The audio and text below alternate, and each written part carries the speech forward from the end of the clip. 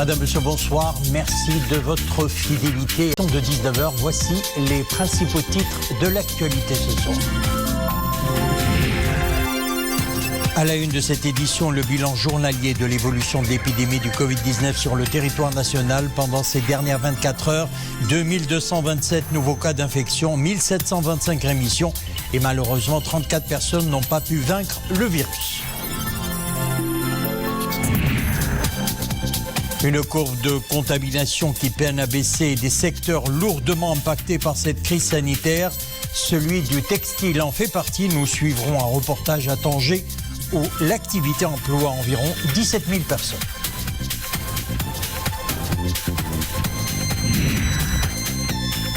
Les professionnels de l'urbanisme poussent la réflexion sur l'avenir du secteur. La question était au cœur d'un atelier virtuel sur les villes intermédiaires. L'idée est d'en faire un moteur de relance économique, sociale et environnementale. La situation épidémiologique pour entamer cette édition, un record de guérison en 24 heures, 1725 rémissions depuis hier 18h. Mais les autres indicateurs tendent vers le rouge, 34 nouveaux décès, 17 574 cas actifs, 277 cas sévères et critiques, dont 47 patients intubés pour les nouveaux cas. Depuis hier 18h, 2227 nouveaux cas Covid-19 ont été confirmés. Et puis frappé de plein fouet par l'impact du coronavirus, le secteur industriel est fortement impacté par la crise. Plusieurs clusters ont été détectés dans différentes unités de confection. À Tanger, plus de 300 usines travaillent dans le textile et l'habillement, le secteur qui emploie près de 17 000 personnes. Reportage Anissa Boumedi, Mohamed El-Jger et Saïd Najah. Cette unité industrielle de confection du prêt-à-porter n'a redémarré ses activités que vers la fin du mois de juin. Un redémarrage timide avec des effectifs réduits de salariés, distanciation physique oblige. Ce démarrage, premièrement, a causé une incertitude chez les clients. Parce que lorsqu'il a vu qu'on va démarrer qu'avec les 60%, il était obligé de chercher d'autres marchés ou placer sa marchandise pour qu'il puisse aboutir à ses objectifs. 40% des postes non exploités, effectifs réduits, production limitée, vente en effritement. L'usine souffre depuis de déficits de trésorerie, doublé d'un manque de visibilité. On n'a pas une visibilité plus loin que la fin de septembre. C'est-à-dire on vit jour à jour. Demain, je vais revenir à mon travail et je vais planifier selon la journée que j'ai. Un poste opérationnel sur 2 dans cette autre usine, les commandes à l'export ont fortement chuté.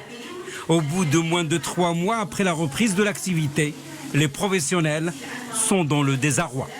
Nous n'avons plus comment faire pour arriver à alimenter nos chaînes de production d'ici à la fin de l'année. Au niveau de la région de Tanger, la majorité des donneurs d'ordre existantes sont en phase de changement de saison et sont en phase aussi de changement de leur politique au niveau international. Au plan national, la filière textile-habillement est en grande difficulté. Des dizaines de milliers d'usines, d'ateliers, d'emplois sont menacés. Jusqu'à 40 000 personnes directement impactées par la crise sanitaire. Découverte d'un foyer de contamination Covid-19 au sein de la faculté des sciences relevant de l'université Moulay Ismaïl de Meknès. Cela concerne plusieurs personnes appartenant au corps professoral et administratif. La découverte tombe pile poil avec la date prévue pour les examens de la session du printemps. Du coup, les épreuves ont été reportées et une équipe mobile du ministère de tutelle s'est rendue sur place pour une vaste opération de dépistage. Reportage Brahim Routi, Nissina Ouzdar. Malgré toutes les mesures sanitaires prises en amont par l'établissement, le Covid a fini par s'y introduire. Il a encore une fois chamboulé le calendrier des examens. Encore une fois, puisqu'il s'agit d'un deuxième report des examens de la session printanière. Mais avant de discuter de la reprogrammation des épreuves, d'abord le dépistage des personnes contacts.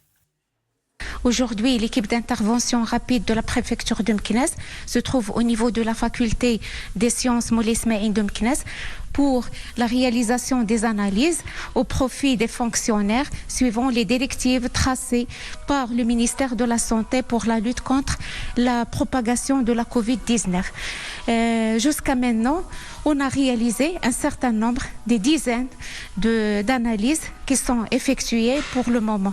La faculté des sciences a pris la décision de faire du dépistage du personnel qui était en contact avec la personne qui a été contaminée, et pour s'assurer bien sûr de la santé du personnel administratif et des agents de sécurité.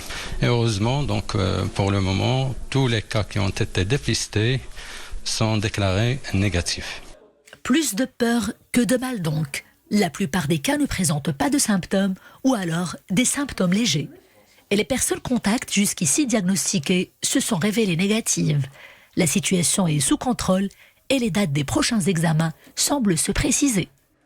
Tous les examens pour la faculté des sciences seront très prochainement reprogrammés, notamment le redémarrage de ces examens. À travers l'établissement, nous avons décidé de reporter les examens au minimum 2 semaines. 2 semaines supplémentaires pour se réorganiser à nouveau et garantir de meilleures conditions à ces épreuves qui se dérouleront en présentiel, et une petite aubaine pour les étudiants pour revoir leurs fiches de révision et booster leur mémoire. Voilà, c'était un reportage signé Abdeslam Khaloui, Ibrahim Routi, sur le commentaire de Nissine Aouzdar. Une visioconférence portant sur le dialogue politique régional de lutte contre les violences faites aux femmes et aux jeunes filles à la lumière de la crise sanitaire de la Covid-19. Il a été organisé aujourd'hui par l'initiative féministe Euromed. Au Maroc, la crise sanitaire a eu un impact important sur les violences faites aux femmes et aux filles. Les associations d'écoute et d'accompagnement des femmes font état d'une forte augmentation des cas de violences faites aux femmes. Reportage à Casablanca, Leila Asli, Mohamed Etlishkar. La crise sanitaire du Covid-19 a-t-elle amplifié les violences conjugales ?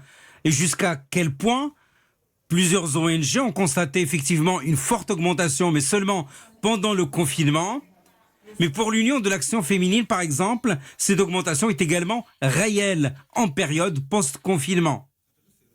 L'association qui faisait de l'écoute à distance pendant le confinement a de nouveau ouvert ses antennes pour l'accueil des plaignantes, dans le strict respect des mesures barrières. C'est la deuxième fois que je viens ici depuis la levée du confinement. Je suis victime de violences de la part de mon mari. Violence physique, morale, il m'insulte. Je suis venu pour obtenir du soutien.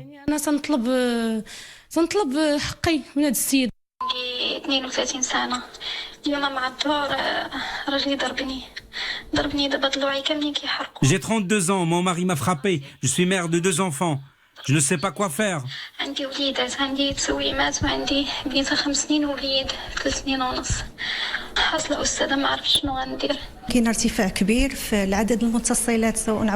Il y a effectivement une forte augmentation du nombre des femmes qui nous contactent par téléphone ou qui viennent ici au centre d'écoute. Elles se plaignent toutes de différentes formes de violence. Nous les orientons vers les mesures légales à prendre.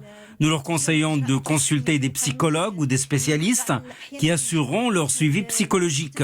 Nous les accompagnons également dans les procédures judiciaires.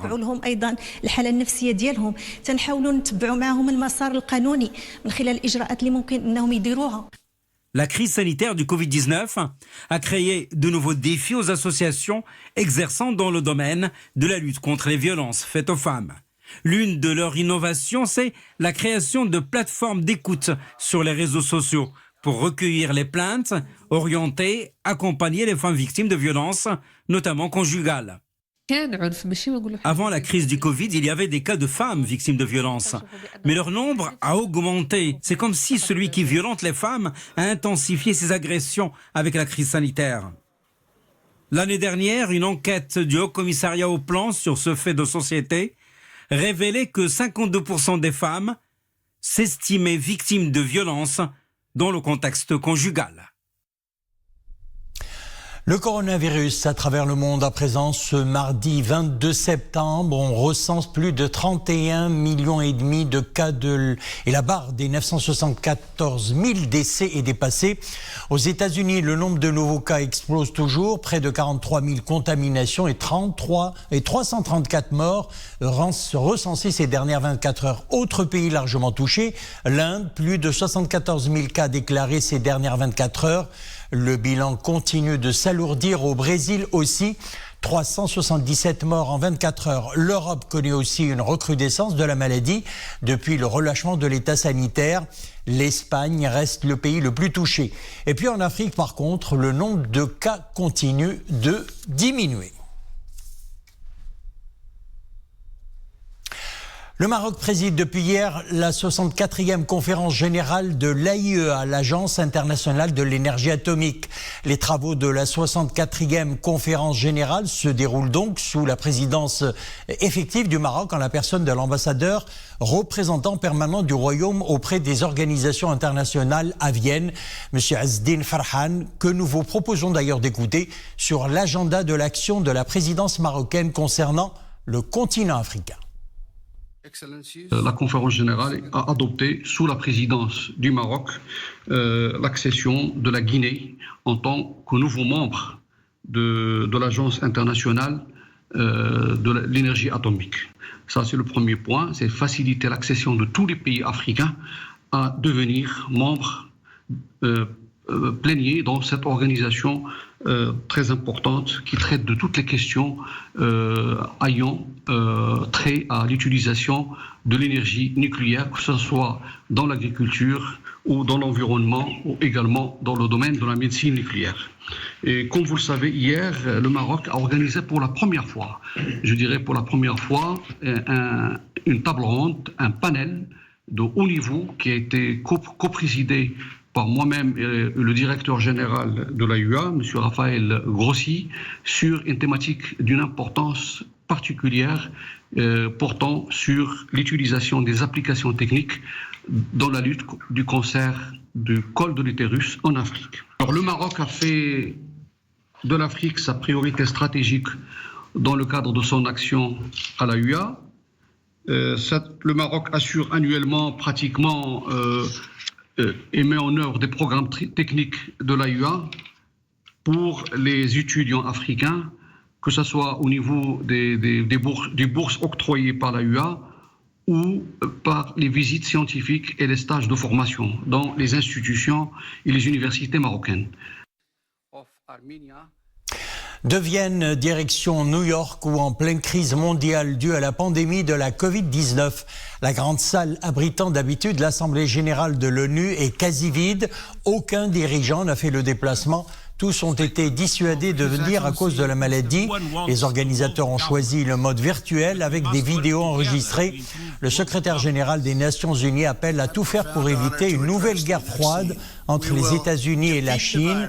À l'ouverture du débat général de la 75e session de l'Assemblée générale, Antonio Guterres a déclaré devant les représentants des 193 États membres de l'Assemblée générale, je cite, « Nous prenons une direction très dangereuse. Notre monde ne supportera pas un avenir dans lequel les deux plus grandes économies diviseraient la planète de part et d'autre d'une grande fracture. » Antonio Guterres a également réitéré son appel pour un cessez-le-feu mondial afin que la communauté internationale puisse se concentrer sur la pandémie du Covid-19, particulièrement le conflit en Libye et la région du Sahel et du lac Tchad qui subit de plein fouet les effets démultiplicateurs de la pandémie sur les plans sanitaires, socio-économiques, politiques et humanitaires.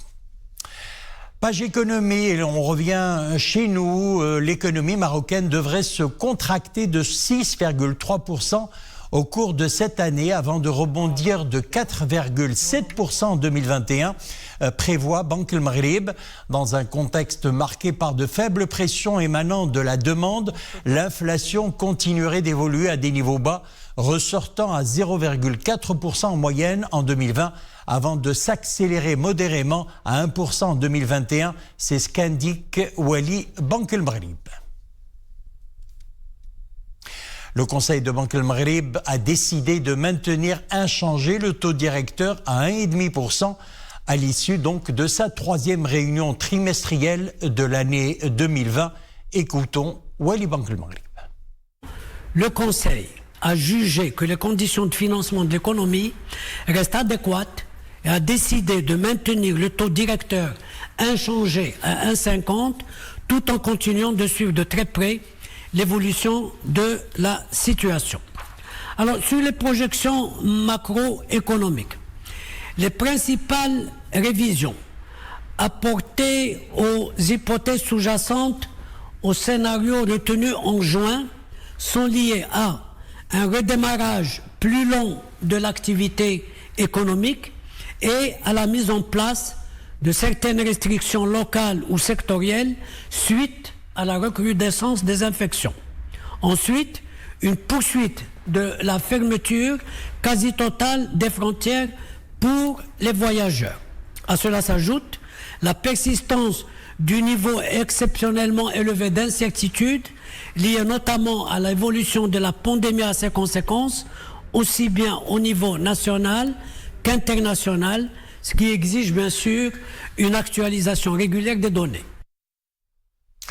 Le procureur général du roi près la cour d'appel de Rabat annonce que suite au communiqué rendu public samedi dernier au sujet de l'investigation en cours concernant les personnes présumées impliquées dans des projets d'actes terroristes, interpellées le 10 de ce mois par le BCIJ, 5 personnes ont été déférées aujourd'hui devant le juge d'instruction.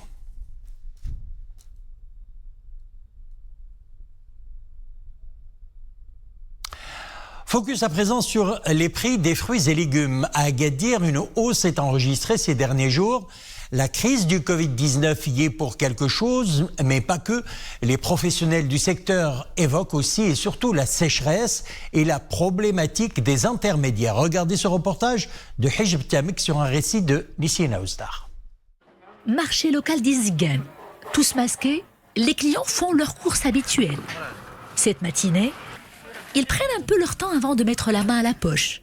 Car petite surprise, les prix des fruits et légumes ont flambé. Les prix ont augmenté. Et d'après ce que j'ai jusqu'ici constaté, cela concerne plusieurs légumes. Les tomates, les courgettes, les carottes, les choux verts, et j'en passe. Les petites bourses en pâtissent. Les prix ont augmenté ces derniers jours. J'en ignore les raisons. Sur les raisons de cette hausse, justement, les vendeurs s'expliquent. Les prix des fruits et légumes ont augmenté à cause de plusieurs facteurs, notamment l'irrégularité des précipitations. Mais la marchandise reste de bonne qualité. La hausse des prix est principalement due au manque des précipitations. Les barrages suffisent à peine à couvrir les besoins des agriculteurs locaux. Nous subissons à notre tour de plein fouet cette augmentation des prix d'ailleurs. Maillon incontournable de toute la chaîne de distribution des fruits et légumes, le marché de gros est un véritable thermomètre pour comprendre ces tendances haussières. Nous y avons rencontré un membre de la Fédération des grossistes de la région. Ces arguments convergent avec ceux des vendeurs au détail.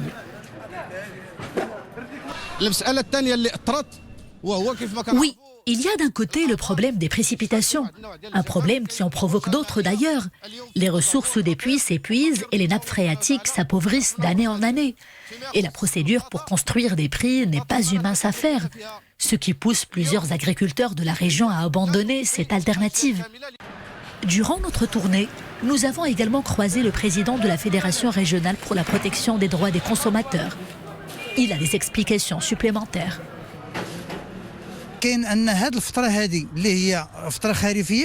La période automnale est souvent marquée par une légère hausse des prix. C'est un problème qui se pose chaque année et pas qu'au niveau de Souss-Massa. Il y a également l'intervention des intermédiaires. Vous savez, un intermédiaire encaisse 10 dirhams pour un seul caisson. Cela finit naturellement par impacter le pouvoir d'achat des ménages.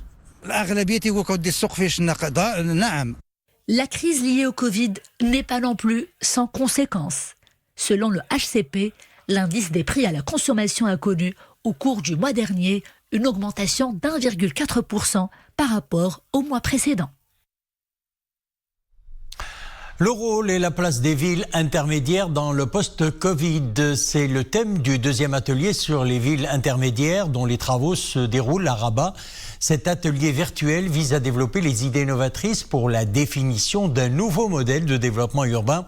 Un webinaire co-organisé avec le ministère de l'Intérieur en partenariat avec les cités et gouvernements locaux unis du monde et d'Afrique et ONU Habitat, réunit un grand éventail de ministres africains, d'experts nationaux et internationaux et de présidents de collectivités locales. Et Madame Smir Mouniamarouche. Faire des villes intermédiaires un moteur de relance économique, sociale et environnementale à la manière des villes métropolitaines. Un nouvel espace de vie où le citoyen peut accéder aux meilleurs services en termes d'emploi, d'habitat et de divertissement. Voilà ce qui domine les débats de cet atelier virtuel organisé à Rabat. Les villes intermédiaires sont connues par leur pouvoir de résilience. Ils permettraient par ailleurs d'absorber toutes les pressions aujourd'hui qui sont identifiées au niveau des métropoles et des grandes villes et permettront aussi d'asseoir une certaine résilience dans l'armature urbaine. Le Covid-19 a démontré l'existence de plusieurs fragilités et les limites du fonctionnement du système urbain. Un déclic qui a poussé les professionnels du secteur à repenser la planification et la gestion des villes durables qui peuvent jouer un rôle important dans le nouveau modèle de développement urbain.